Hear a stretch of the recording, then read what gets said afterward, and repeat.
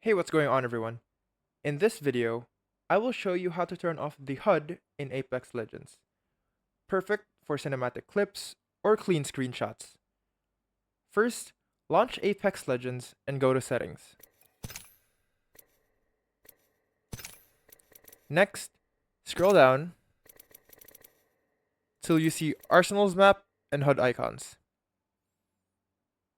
Here you can choose between maximum, moderate, and minimal. You can see on the right side what every option does.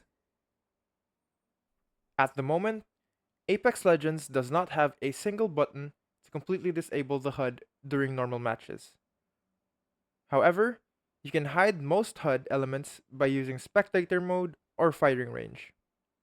If you're in the firing range, open the settings and turn off options like damage numbers or performance display.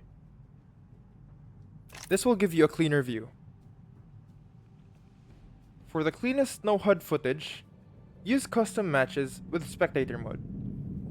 This removes almost all HUD elements and is commonly used by content creators. So while you can't fully turn off the HUD in public matches, these methods give you the cleanest visuals possible. And that is how to turn off the HUD in Apex Legends.